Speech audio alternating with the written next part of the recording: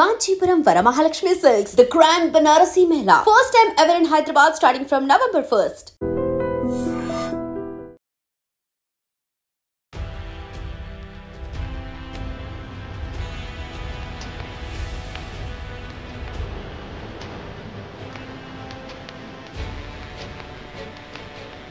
నమస్కారం welcome to iDream నేను మీ సంగీత Delhi red fort దగ్గర జరిగిన బాంబ్ బ్లాస్ట్ వల్ల మీరు ఎవరికైనా మీ వెహికల్ని అమ్మి ఉన్నట్లయితే అంటే పాత వెహికల్ని సేల్ చేసి కొత్త వెహికల్ కొనుక్కుంటే ఆ ఒక్క ఓనర్షిప్ పాత వెహికల్ యొక్క ఓనర్షిప్ మారిందా లేదా అనే తెలుసుకునే ప్రయత్నం చేయండి. ఎందుకు అంటే ఎప్పుడైతే ఈ ఎర్రకోట దగ్గర ఆ బ్లాస్ట్ జరిగిందో అప్పుడు ఆ వెహికల్ i20 అనే కారును కూడా అతను సెకండ్ హ్యాండ్లో తీసుకోవడం అనేది జరిగింది.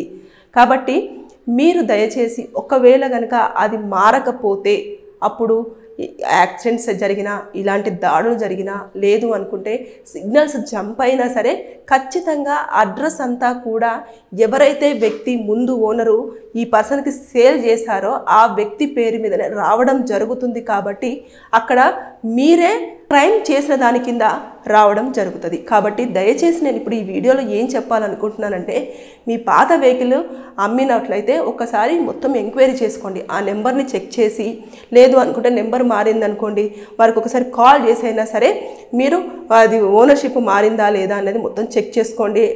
చెక్ చేసుకున్న తర్వాత అప్పుడు ఒకవేళ మారకపోతే ఇమీడియట్గా వారి దగ్గర నుంచి అన్ని ప్రూఫ్స్ తీసేసుకొని వారిని పిలిచి మరి ఆ ఓనర్షిప్ అనేది వారి పేరు మీదకు చేపించుకునేంత వరకు వారి వెంట ఖచ్చితంగా మీరు పడండి.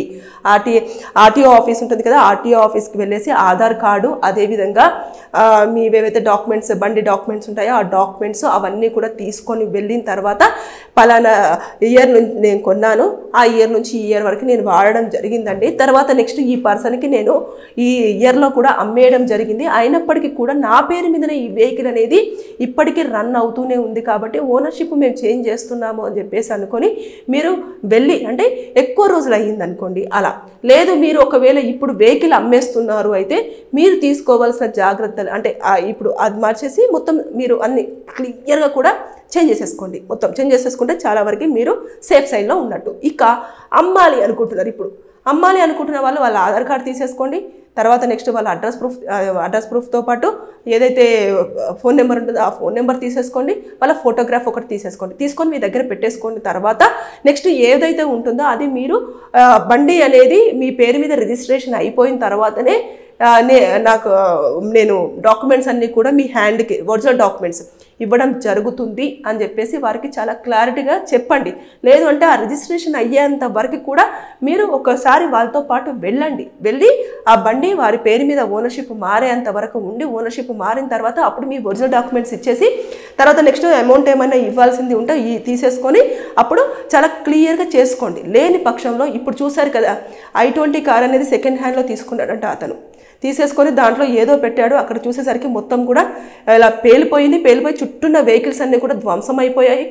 అదేవిధంగా అక్కడ ప్రయాణికులు ఎవరైతే ఉన్నారో వారందరూ కూడా గాయాల పాలయ్యారు, ఇంకొంతమంది మరణించడం కూడా జరిగింది. అక్కడ ఎవరు ఒకవేళ ఓనర్షిప్ మారి ఉంది అంటే ఓకే, లేకపోతే ఫస్ట్ ఎవరిని సస్పెక్ట్ చేస్తారు, ఆ నెంబర్ ఎవరి పేరు మీద ఉంటుందో వారిని సస్పెక్ట్ చేస్తారు, వారిని అడుగుతారు, ఎంక్వైరీ చేస్తారు.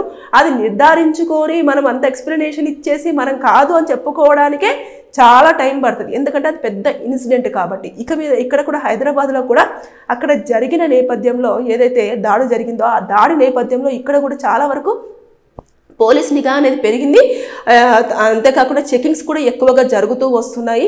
ఇకపోతే కొన్ని వెహికల్స్లో కూడా ఇప్పుడు చెకింగ్ చేస్తున్నప్పుడు కొన్ని గాంజా దొరుకుతుంది, తర్వాత నెక్స్ట్ మద్యం బాటిల్స్ కూడా దొరకడం అనేది జరుగుతుంది, అందులో ఆయుధాలు కానీ ఇలాంటివి జరుగుతూ వస్తున్నాయి. ఇలాంటివి కనుక జరుగుతున్నప్పుడు మీది కనుక ఓనర్షిప్ ఆ వెహికల్ యొక్క ఓనర్షిప్ మారకపోతే అనవసరంగా మీరు జైలు పాలయ్యే అవకాశాలు చాలా వరకు ఉంటాయి. So be careful. మీరు ఇక కొన్నిసార్లు ఏమవుతుందనంటే ఎవరైతే వెహికల్ తీసుకోవాలని వస్తారో వారు మీరు ఒరిజినల్ డాక్యుమెంట్స్ ఇచ్చేసుకుంటే నేను ఒకసారి ఇన్సూరెన్స్ చూసుకుంటానండి, లేదంటే ఈఎంఐ నేను ఖచ్చితంగా లోన్ కోసం వెళ్ళాల్సి ఉంటుంది, నాకు లోన్ అనేది అవసరం ఉంటుంది కాబట్టి నేను బండిని ఇలా పెట్టేసి నేను లోన్ చూసుకుంటాను, లేదంటే డాక్యుమెంట్స్ అన్ని చాలా క్లియర్గా ఉన్నాయా లేదని చెప్పేసి చూసుకుంటానని చెప్పేసి మీ దగ్గర నుంచి వెళ్ళి ఒరిజినల్ డాక్యుమెంట్స్ తీసుకుంటారు. మీకు అమౌంట్ కూడా ఇవ్వడం జరుగుతుంది.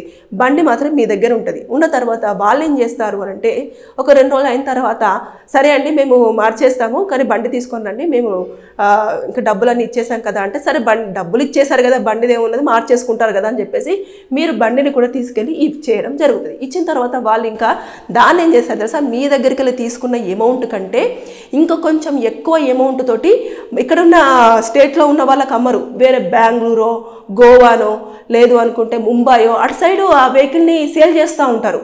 కాబట్టి మీరు దయచేసి అలర్ట్ అవ్వకపోతే మాత్రము చాలా ప్రమాదంలో ఉన్నట్టే. ఎవరైతే వెహికల్ అమ్మారో వారు, అదేవిధంగా వెహికల్ అమ్మాలనుకుంటున్నారో వారు జాగ్రత్త తీసుకోకపోతే ప్రమాదంలో పడే అవకాశాలు కూడా ఉంటాయి. So be careful, be alert అండి. ఇలాంటివన్నీ కూడా చోటు చేసుకుంటున్నాయి కాబట్టి ఎట్టి పరిస్థితుల్లో మీ వెహికల్ ఇంకా వద్దు అనుకున్నప్పుడు సేల్ చేసేటప్పుడు ఓనర్షిప్ మారిన తర్వాత డాక్యుమెంట్స్ కానివ్వండి, అదేవిధంగా వారి దగ్గర నుంచి డబ్బులు కానీ తీసేసుకొని మీ వెహికల్ని వారికి హ్యాండ్ ఓవర్ చేయండి. నా దగ్గరికి ఒక కేసు కూడా వచ్చింది, నేను ఎక్స్ప్లెయిన్ చేయాలనుకుంటున్నాను. ఇప్పుడు ఒక పర్సన్ కార్ ఆల్రెడీ అమ్మేశాడు. అమ్మిన తర్వాత అతని దగ్గర నుంచి ఇంకొక పర్సన్ తీసుకున్నాడో అది షోరూమ్కి వెళ్ళింది, అది సర్వీస్కి వెళ్ళిన తర్వాత ఎవరైతే ఫస్ట్ ఓనర్ ఉన్నారో అతనికి కాల్ వచ్చింది, వచ్చి సార్ మీరు వెహికల్ ఇచ్చారు కదా సర్వీసింగ్ అయిపోయింది వచ్చి తీసుకెళ్ళిపోండి అంటే నాకు అసలు కారే లేదు నేను అమ్మేశాను కదా నాకెందుకు కారు ఉంది మేడం ఎప్పుడు వచ్చింది ఏంటి అని చెప్పేసానంటే లేదండి నిన్న వచ్చి ఇచ్చేశారు కదా అని చెప్పేసి అని అలా మాట్లాడారంట. మాట్లాడిన తర్వాత అసలు అక్కడ ఎవరైతే ఓనర్ ఇచ్చారో వారి నెంబర్ ఇవ్వండి అంటే వాళ్ళు ఇవ్వలేదు.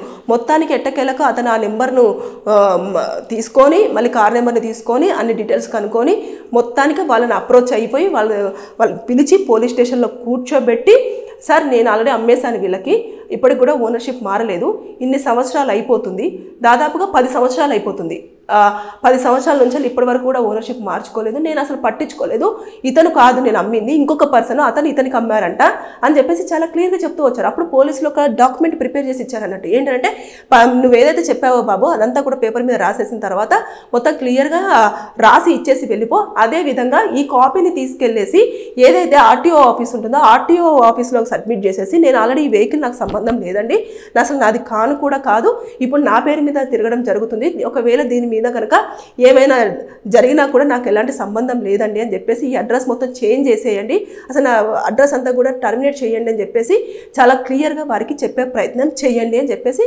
చెప్పడం జరిగింది. ఈ పర్సన్ కూడా తీసుకెళ్ళి మొత్తం ఓనర్షిప్ ఇమీడియట్గా మార్చేయండి అని చెప్పేసి అన్నారు. ఒకవేళ మార్చేయకపోతే మీరే అసలు ఎవరైతే ఒకవేళ అదే పేరు మీద కంటిన్యూ అవుతూ వచ్చిందనుకో మీరే శిక్ష అనుభవించే అవకాశాలు ఉంటాయి. పోలీసులు అడుగుతారు ఎందుకయ్యా నువ్వు మరి ఎందుకు మార్చుకోలేదు, నువ్వే కదా ఇందులో పనిష్మెంట్ అవ్వాల్సింది అని చెప్పేసి క్వశ్చన్ చేస్తారు. ఇది చాలామంది ఫేస్ చేసే ఉంటారు. కాబట్టి దయచేసి అలర్ట్గా ఉండండి, ఇలాంటివి జరుగుతున్నాయి. బీ కేర్ఫుల్, థర్డ్ పార్టీస్ని అసలు నమ్మొద్దు, ఇది కూడా జాగ్రత్తగా గుర్తుపెట్టుకోండి. ఈ దాడులు జరుగుతున్న నేపథ్యంలో వెహికల్స్ విషయంలో మీరు ఓనర్షిప్ అనేది త్వరగా మార్చుకునే అవకాశం ఉంటే మార్చుకోండి, లేదా అమ్మే వాళ్ళు కూడా తగు జాగ్రత్త తీసుకుని అమ్మే ప్రయత్నం చేయండి. Thank you. And for more videos, please subscribe to iDream. Please subscribe to iDream. Please subscribe iDream. And please subscribe to iDream. For more videos, subscribe to iDream. please like, share and subscribe to the channel. Congratulations, iDream. Subscribe to iDream. Subscribe to iDream. So subscribe to iDream Media. iDream ki iDream team andarki huge congratulations. Please subscribe iDream Media. Please subscribe to iDream. Subscribe iDream. Please subscribe to iDream. iDream అంటే నా కళల channel subscribe చేసుకున్న నోరు తిరుగుతలేదు, మీరైతే గంట గుర్తు కొట్టండి. For more such videos, please subscribe to iDream. Subscribe to iDream. Please subscribe to iDream. Please subscribe iDream Media. Please do subscribe to iDream. Please subscribe to iDream Media. For best entertainment and information, please subscribe iDream. And don't forget to subscribe to iDream.